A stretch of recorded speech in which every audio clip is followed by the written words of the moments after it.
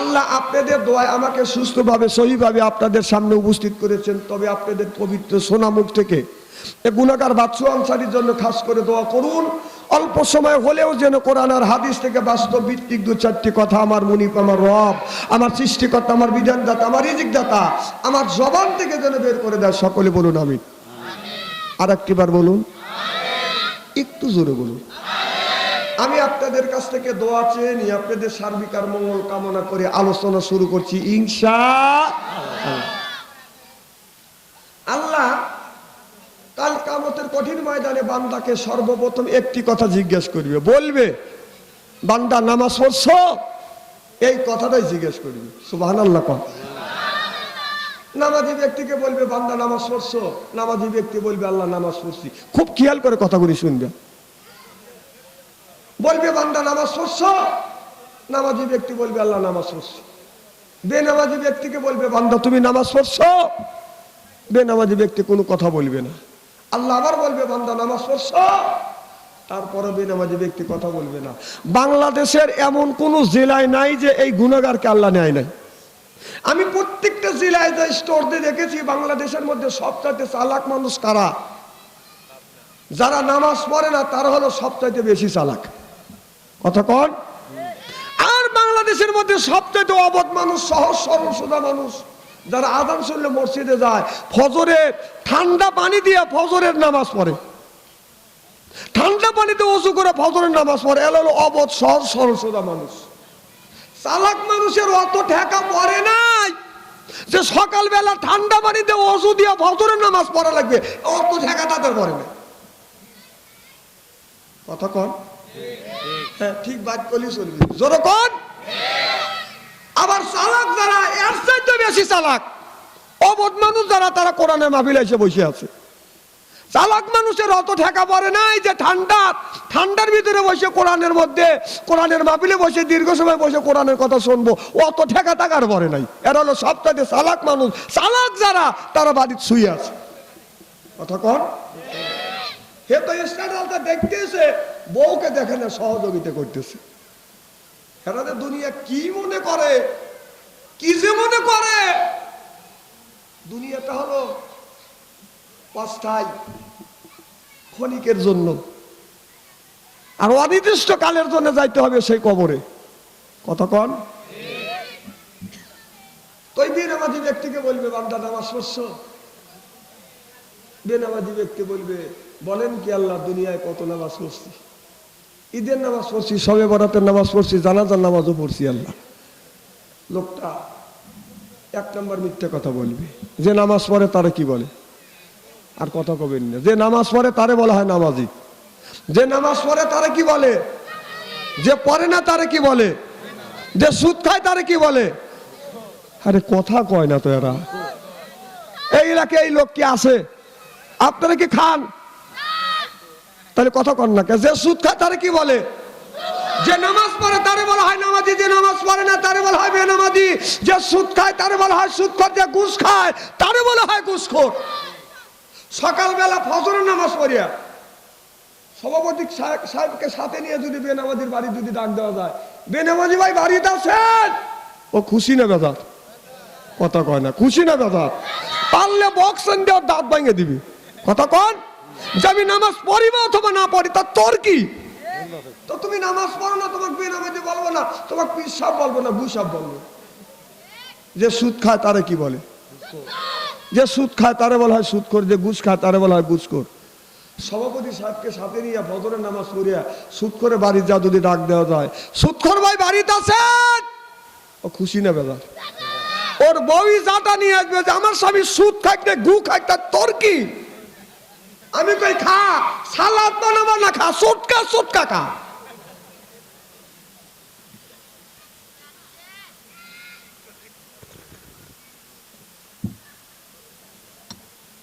আসলে খারাপ কিছু বলতেছি নাকি?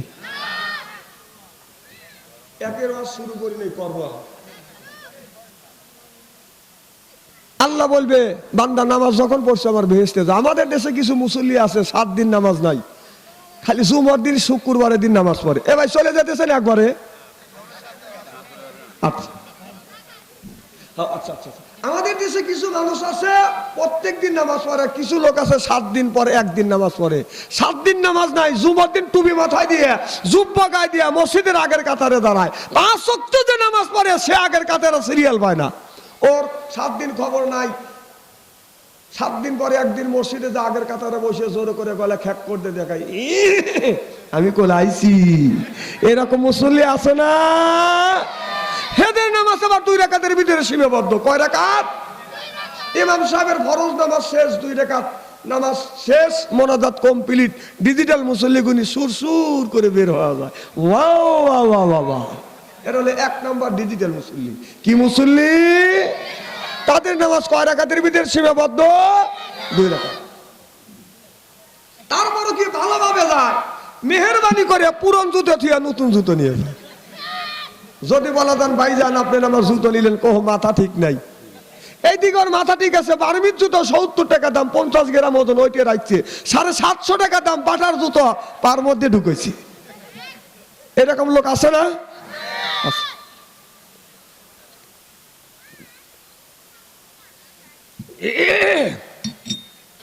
এর মানে হলো রাস্তার পাশে ঝাপি ঝুপি আম গাছ, দুষ্টু মানুষ আম পারে বিদয় বাড়িওয়ালা আম গাছ পাহারা দিচ্ছে। কিছু দুষ্টু মানুষ ব্যাগ হাতে করে ওত পাইতে দাঁড়া আছে, যে গাছালা বাড়ির মধ্যে ঢুকবে, এক একজন এক এক গাছ উঠে আম পারবে। বাপ বেটা পরামর্শ করছে, ওরা যাবে 1 জন, আমরা যাবো 2 জন। বাপের হাতে 1 ব্যাগ, ছেলের হাতে 1 ব্যাগ। গাছালা বাড়ির মধ্যে ঢুকছে, এক একজন এক এক গাছ উঠে আম পারতেছে, ছেলে 1 গাছে, বাবা 1 গাছে। লোকটা বাড়ির মধ্যে থেকে ঘুরে গাছের দিকে তাকা দেখা, গাছ নড়াচড়া করতেছে। কে রে বাপুরি, বাড়ির মধ্যে তো যায় তো সময় পেলাম না, গাছে ওঠার কাম শেষ। এরে আল্লাহ রে, 1 ব্যাগ আম পাচ্ছে। নাপ নাপ নাপ, দৌড় হাত পরে, চল চল, তো নিয়ে যাবো, তুই সারে সর্বনাশ করছিস। কয় কোথায় নিয়ে যাবে? তোর বাবার কাছে বিছিয়ে দেবো। কাকা দেখেন আমার আব্বা ওই গাছে।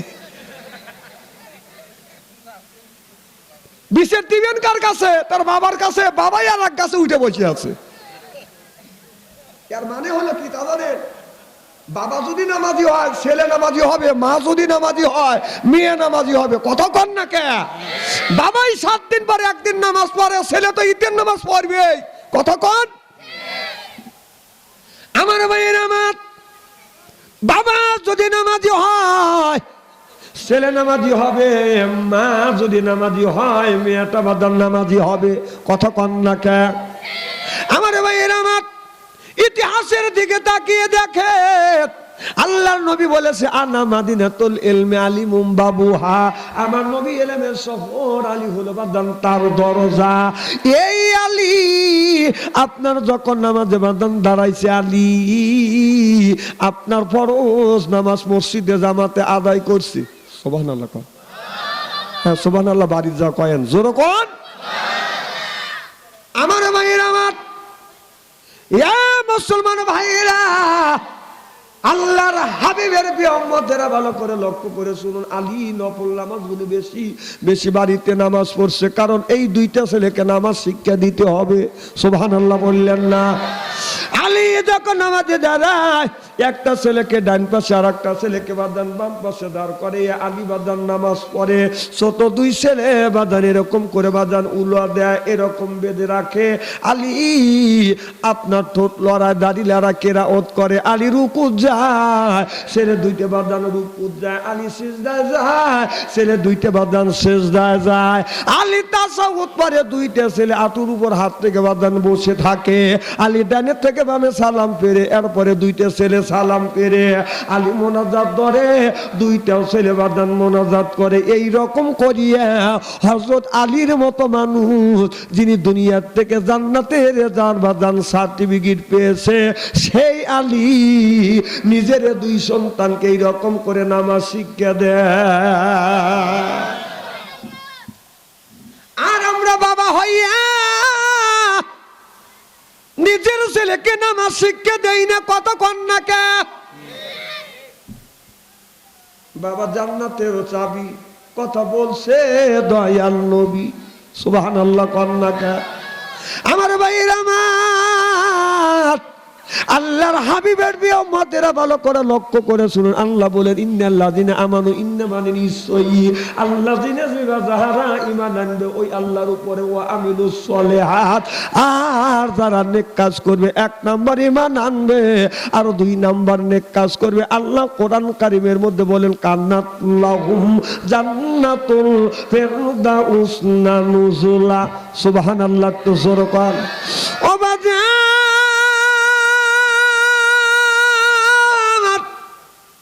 নামাজ পড়িয়ে আল্লাহর কাছে যদি চাওয়া যায়, আমার আল্লাহ রব্বুল আলামিন বাজান পুরো করে দিবে। আল্লাহ বলে বান্দা এক নাম্বার ঈমান আনবে, দুই নাম্বার নেক কাজ করবে, আল্লাহ বললেন আমি তাদেরকে একটা জান্নাত দান করব। ওই জান্নাতের নাম হলো জান্নাতুল ফিরদাউস। যেই জান্নাতের ভিতরে কোনো জিনিসের অভাব নাই। ঘরের মধ্যে কি হয়েছে?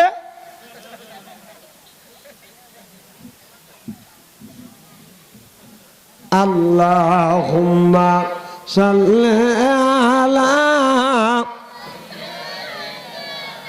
মাওলানা মুহাম্মদ ওয়া আলা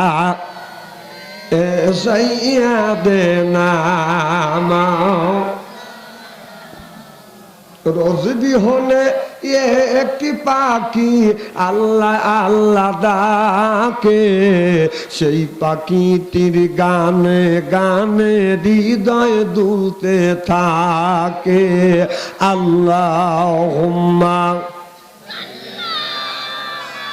সাইয়্যিদিনা মাওলানা মুহাম্মদ ওয়া আলা সাইয়্যিদিনা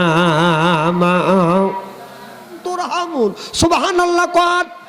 যেখানে কোরআনের কথা আলোচনা হয় নীরবে শোনো, আর যারা কোরআনের কথা শুনে আল্লাহর রহমত থেকে, আসমান থেকে আল্লাহর রহমত বর্ষিত হয়। আমার ভাইরা আমার, আল্লাহ বলেন এক নাম্বার ঈমান আনবে, দুই নাম্বার নেক কাজ করবে। এই লোকটা যখন জান্নাতে যাবে, আল্লাহ বললেন ৭০,০০০ হুর আসবে, রিসিপশন করে জান্নাতে নিয়ে যাবে। তাহলে ঈমান আনা লাগবে কার উপরে? আরো জোরে, জোর হইল না আমার ভাইরা আমার। এই দুনিয়া দুনিয়া না। আল্লাহ বললে বান্দারে আমি আল্লাহ তোমাদের তৈরি করে শুধু ক্ষান্ত হই নাই, আমি আল্লাহ এই পথ চলার জন্য আমি আল্লাহ একটা রাস্তা দেখা দিয়েছি। আল্লাহ কোরআন কারীমের মধ্যে বলতেছে ইন্না আলাইনা লাল হুদা, বান্দা কোন রাস্তায় চলবে সেই রাস্তাটাও আমি আল্লাহ বাতলা দিয়েছি।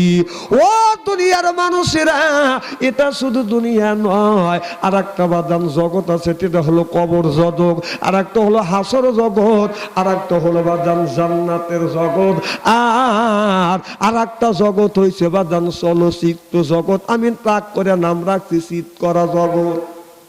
কথা বুঝতেছেন না আমার ভাইয়ের? আমার এক বাদশার বাড়ি, একজন মানুষ ১ যুগ ১২ বছর বাদশার বাড়িতে গেছে। বাদশা বলতেছে বাবা ১ যুগ ১২ বছর আমার বাড়িতে তুমি থেকেছো, এখন আমি তোমাকে বিদায় দিব, আমি তোমাদের আজাদ করে দিব। বাবা আমার এই ঘরের মধ্যে ঢোকো, এক রুমে হীরা কাঞ্চন মানিক আছে, আর এক রুমে লক্ষ লক্ষ কোটি কোটি টাকা আছে, আর এক রুমে মানিক্য আছে, আর এক রুমে সোনা আছে, আর এক রুমে মানিক মুক্ত আছে। বাবা তোমার যা খুশি তাই নিবে। আর এক রুমে খাবার আছে, সময় কিন্তু ৫ মিনিট।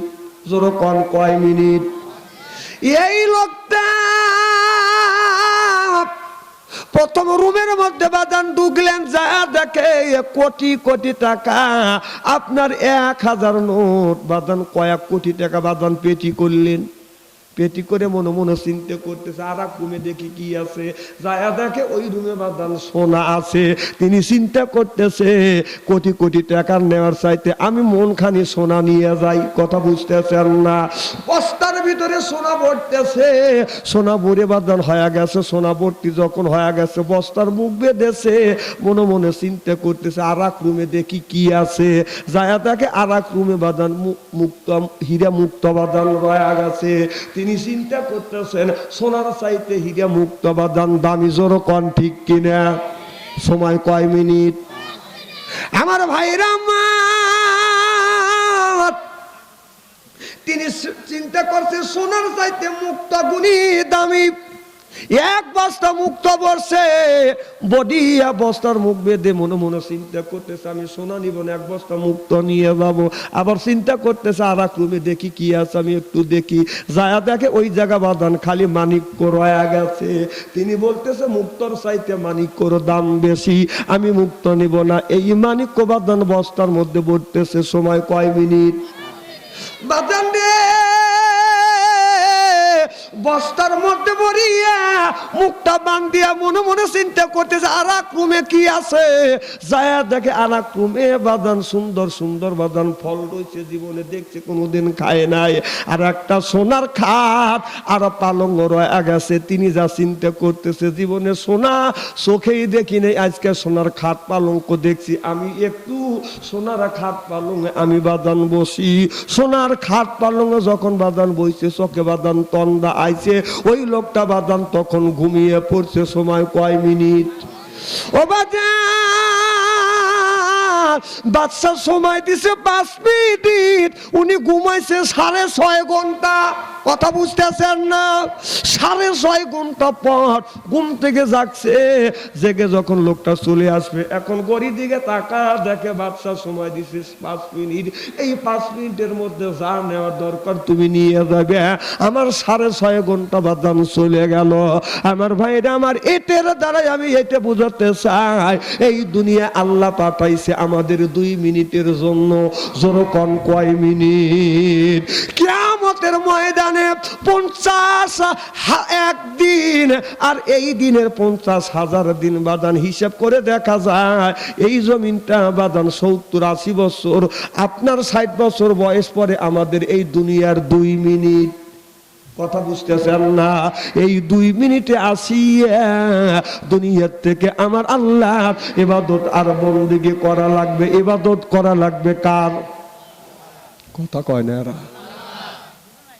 আল্লাহ রাসূল বল সোজা পথে চল, নইলে সামনে গন্ডগোল। বলুন আল্লাহ রাসূল বল সোজা পথে চল, নইলে সামনে গন্ডগোল।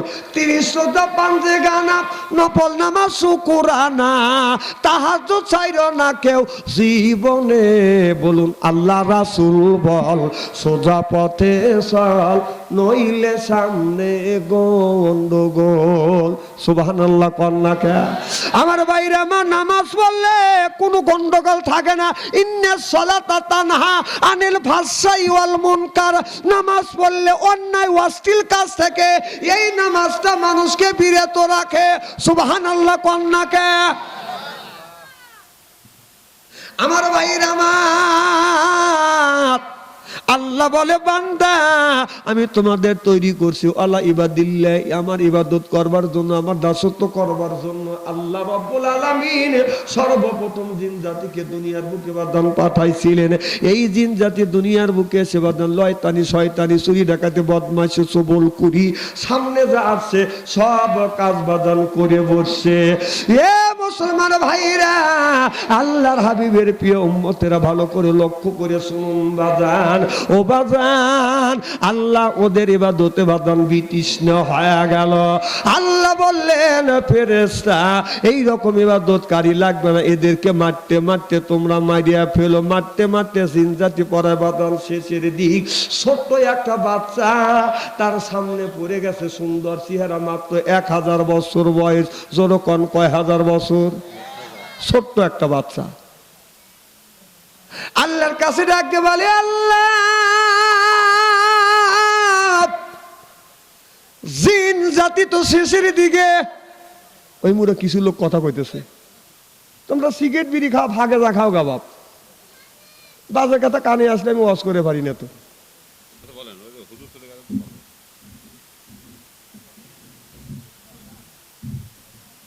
আমার হৃদয় মাঝে কাবা নয়নে মদিনা, বলুন হৃদয় মাঝে কাবা নয়নে মদিনা, আমার হৃদয় মাঝে কাবা।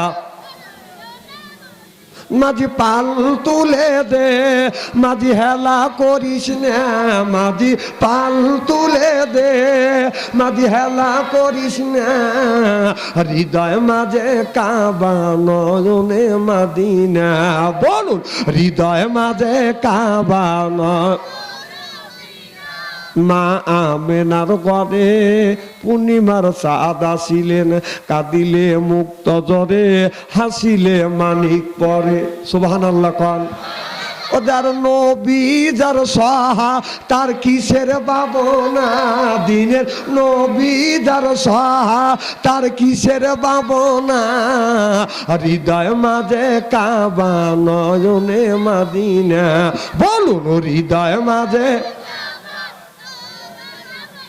মদিনায় গেলে পারে নবীজির রওজা আছে, রওজাতে সালাম দিলে নবীজি শুনতে পাবে।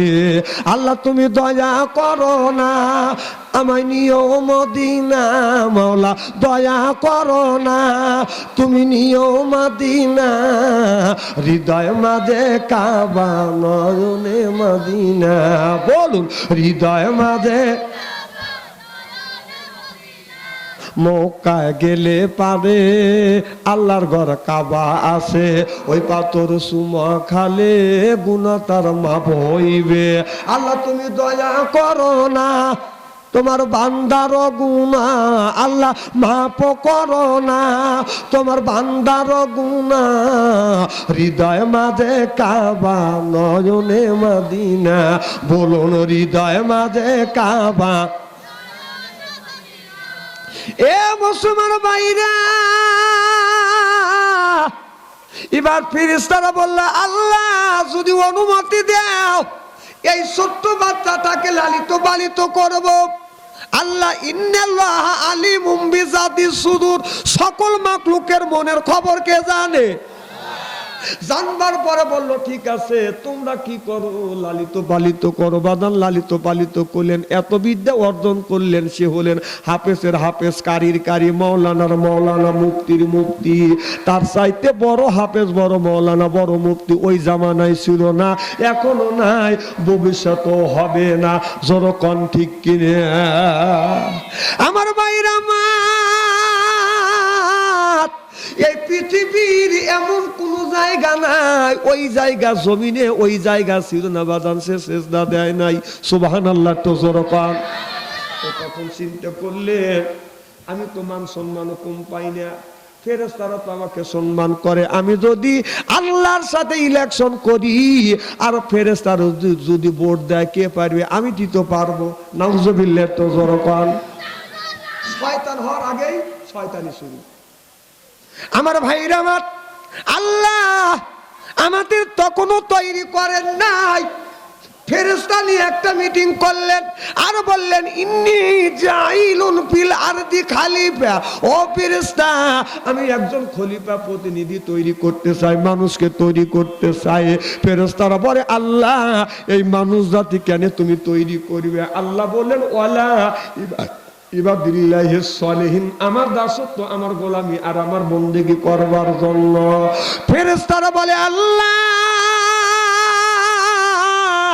সর্বপ্রথম জিন জাতি বানাইছিলে, এই জিন জাতি দুনিয়ার মুখে এসে লয়তানি, শয়তানি, চুরি ডাকাতি, বদমাইশি, চুগলখড়ি, সন্ত্রাসী, সাদাবাজ, সামনে যাচ্ছে সবকিছু করে বসছে।